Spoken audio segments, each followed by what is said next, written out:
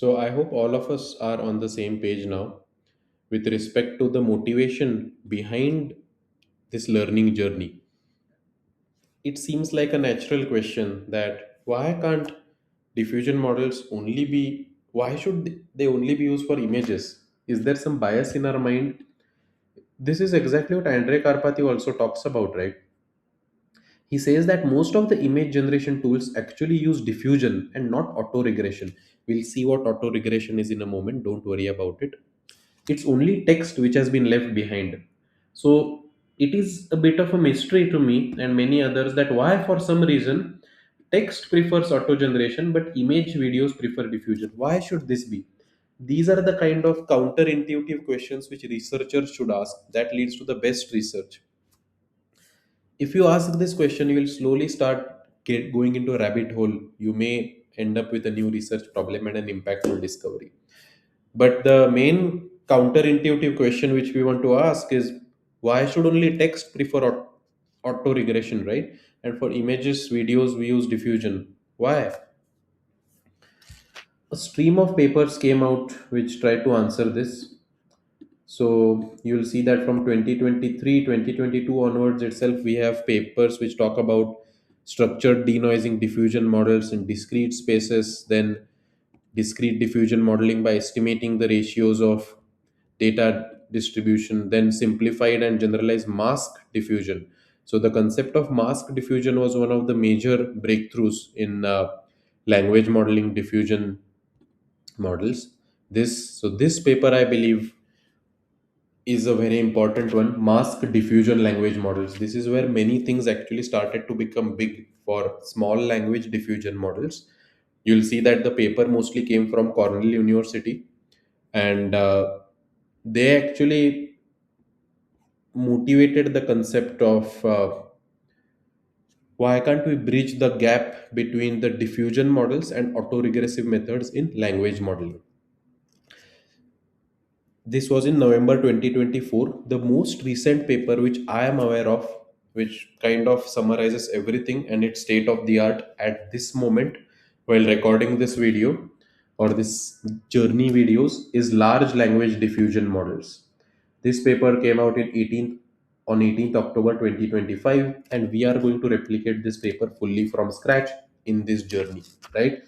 So this is the paper which actually introduces in their introduction section itself that why should images and video generation models have all the fun? Why can't languages be used for diffusion? And they actually talk about one more thing, right? What they talk about is that if we take a look at the probabilistic lens of looking at generative AI, which we saw in one of the prior videos, right? If we take a look at this probabilistic lens, what does this lens say? This lens says that what is generative AI essentially? We want to generate something, right? And one way to look at generation is finding the underlying probability distribution and sampling from it, right? What does it mean generating an image? It means finding the underlying probability distribution of where the images might lie and then sampling from it. So, why can't this same thing be applied to text as well?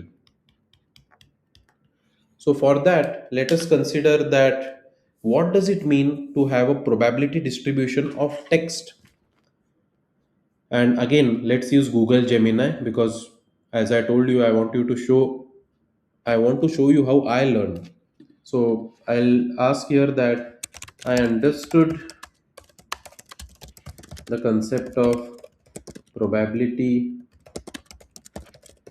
distribution for images and how images might live in high dimensional pixel spaces. What about text? How can they live in high dimensional spaces? What does it mean probability distribution of meaningful text? So I want all of you to pause here and think about this for a moment. If I ask you this question in an interview, how would you answer this? Well, the way I would think about it is when we talked about images, First, we broke down the images into pixels, right? Similarly, text can be broken down into tokens, broken down into token IDs, and they can also be represented in high dimensional pixel spaces. In this, they can be represented in high dimensional token space. In this huge high dimensional token space, there might be only a very small area which consists of meaningful text. So let's say this is a high dimensional token space of sentences, all possible sentences in human history. There might be only a small area of meaningful text, and this might have certain probability distribution. This is what generating meaningful sentences might mean. So one way of looking at generating sentences is just this, right? Create a poem on, let's say, uh, diffusion models. So one way to look at generating text is just one word at a time. Another way of looking at generating text is finding this probability distribution where meaningful text lives related to my given sentence. So conditional probability distribution related to my input prompt, and then sampling from it. This part which I'm speaking is the key intuition behind language diffusion models. One another way of looking at generating text is finding this probability distribution where meaningful text lives, conditioned to the input prompt, and then sampling from it.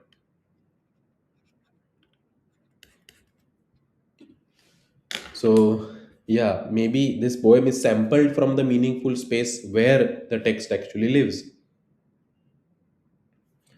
Let's see. So, this would be my answer if this was asked in an interview. Let's see what Google Gemini has to say about this. What about text? How can they live in high dimensional spaces? What does it mean, probability distribution of meaningful text? Let's see.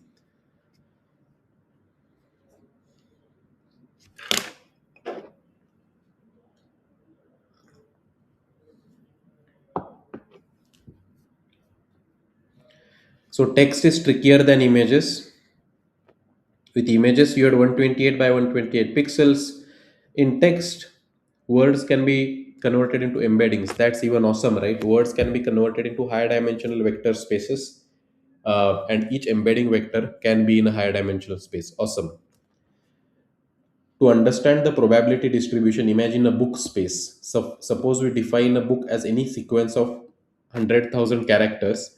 This is a huge number of characters and a huge. I think Okay, I Siri has found gone this on the activated web here. for this is Siri got activated for some reason. The What it means to generate meaningful text is in this huge space to find that set of characters which are meaningful. Uh, if you feed the sentence, so the probability distribution is a mathematical function that scores a sequence of words based on two things: grammar and logic both need to be correct, right? And that probably lives in a small space in this higher dimensional area. That's the way to think about probability distribution for text, right? So why can't we find this probability distribution where the meaningful text lies using diffusion? If generative AI can be looked at through a probabilistic lens, why should it be restricted to images? Why not text? That's what these people actually asked, right? What they said is that if you look at how language models traditionally operate, it's through the concept of auto-regression, which we are going to look at very soon. But what these people proposed is that the uh, major reason why diffusion models work for images can be the same reason which can be carried forward to languages. What these people suggested is auto-regressive models or auto-regressive methods are not the reason for LLMs to work. So why are we sticking to it? Let's look at auto regression actually right now so that all of you have some baseline to compare to.